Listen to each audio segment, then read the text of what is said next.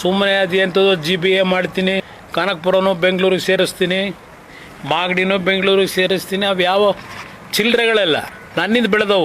ಏನು ಮಾಡೋನು ಕುಮಾರಸ್ವಾಮಿ ಅಂತ, ಏನು ಕೊಟ್ಟವನೇ ಕುಮಾರಸ್ವಾಮಿ ಅಂತ.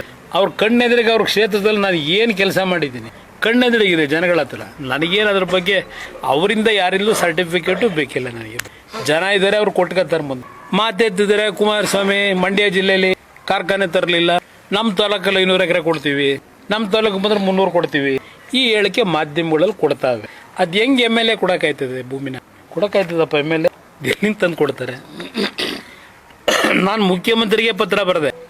ಇವತ್ತು ಕೇಂದ್ರದಲ್ಲಿ ಯಾವ ರೇರ್ ಅರ್ತ್ ಮ್ಯಾಗ್ನೆಟ್ನ ಪ್ರೊಡಕ್ಷನ್ ಮಾಡಲಿಕ್ಕೆ ಚೈನಾಗೆ ಕಾಂಪೀಟ್ ಮಾಡ್ತಾ ಇದ್ದೀವಿ, ಅದು ನನ್ನ ಕಲ್ಪನೆ 2018ರಲ್ಲೇ ಇಟ್ಟಿದ್ದೆ.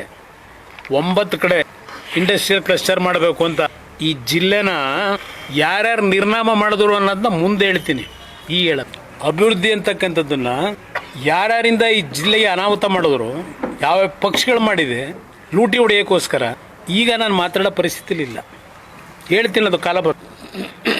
ಇಲ್ಲಿಗೆ ನಾನು ಸ್ಯಾನಿಟರಿ ಎಕ್ವಿಪ್ಮೆಂಟ್ಗಳು ಒಂದು ದೊಡ್ಡ ಇಂಡಸ್ಟ್ರಿಯಲ್ ಹಬ್ ಮಾಡಬೇಕು ಅಂತ ಹೇಳಿ ಆ 9 ಇಂಡಸ್ಟ್ರಿಯಲ್ ಹಬ್ಬಲ್ಲಿ ಹಾಸನಕ್ಕೊಂದು ಕೊಟ್ಟರೆ ನಾನು ಅಧಿಕಾರದಿಂದ ಕಿತ್ತಾಕಿ, ಇಲ್ಲಿ ಫೀಸಿಬಿಲಿಟಿ ಇಲ್ಲ ಅಂತ ಹೇಳಿ ಹಾಸನದಲ್ಲಿ ಅಲ್ಲೆಲ್ಲ ಬೇರೆ ಜಿಲ್ಲೆಗೆ ತಗೊಂಡೋಗ್ತಾರೆ.